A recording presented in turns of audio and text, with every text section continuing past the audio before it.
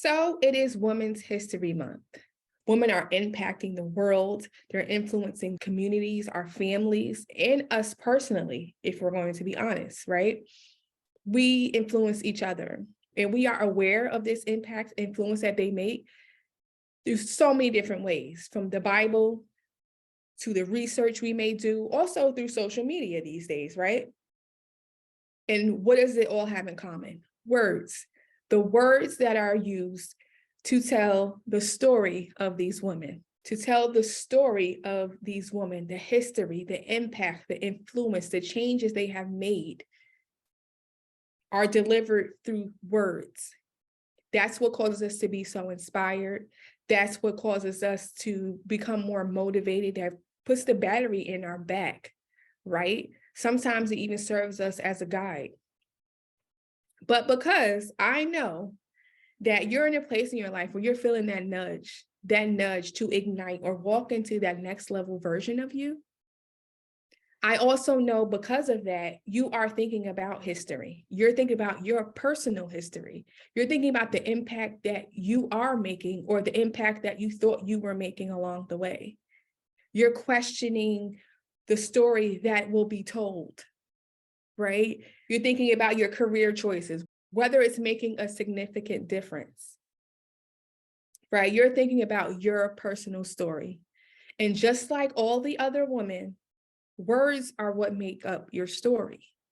So I want to ask you, what words, what thoughts, and what story are you telling yourself about your personal life?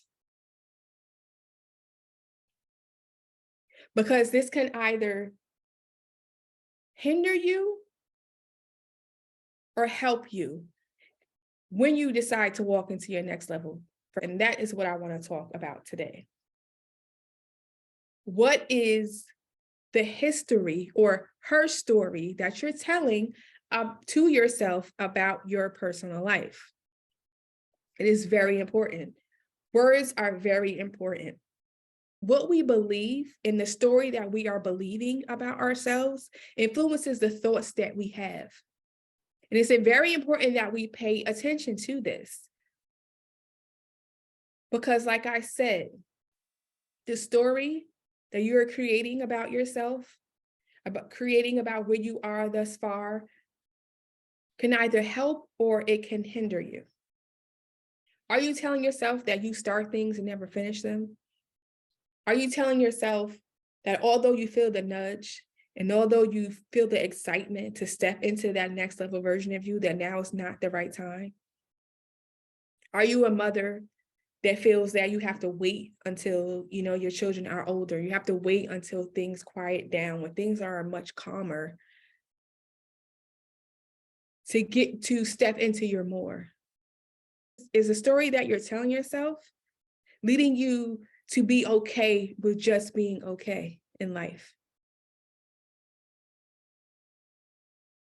Is the story you're telling yourself leading you to believe that it is up to you to figure out how to be okay and adjust to how life is going and what life is for you right now, instead of leading your life in the direction you want it to go?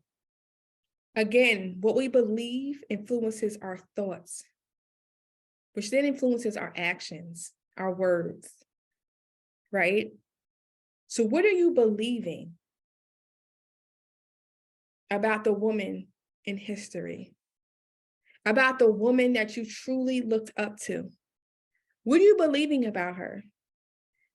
For me, the woman I truly looked up to, there were two actually, and they were my grandmothers. I looked up to them. So for me, it was, they had everything figured out. They did so much for everyone else.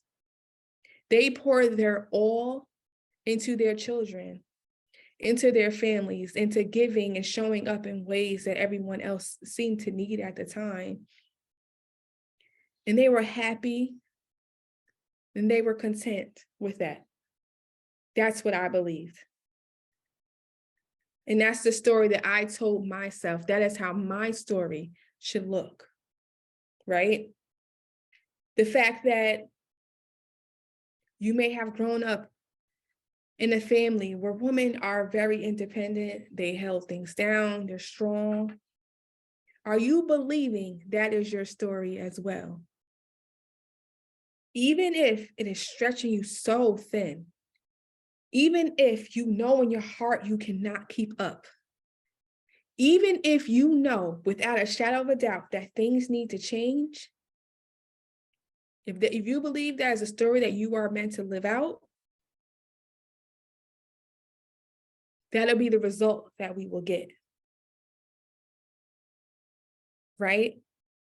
So I want you to think about the story you are telling yourself about you, about your life.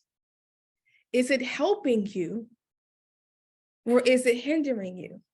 Are you listening to those thoughts? Are you acknowledging the things that you see that may need to change within your family, within your household?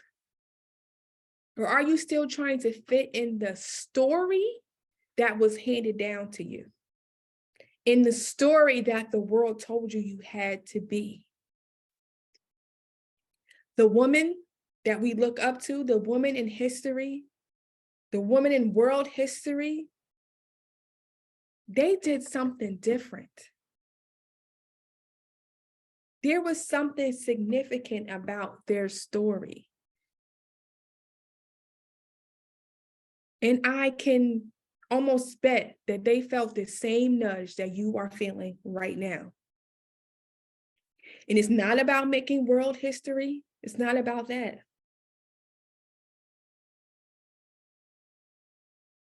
It's about leading your story. Instead of trying to fit into the story that was handed down to you, or the story you were told to follow. When you know in your heart, that you are meant for so much more, that you can see yourself outside of the box, outside of the story that was told or that has been told. Each day that we wake up, we have a chance. Here's another page in our story. Your story is not done. Do not count yourself out. Be thankful for what you have been through. Appreciate the woman you've had to be. Work through the things that are still weighing heavy on you.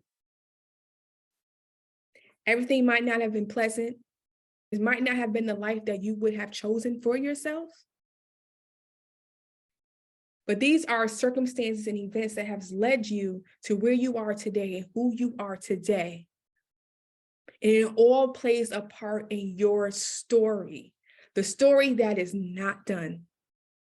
So please give yourself the permission to guide and lead your story in the way you know it is meant to go.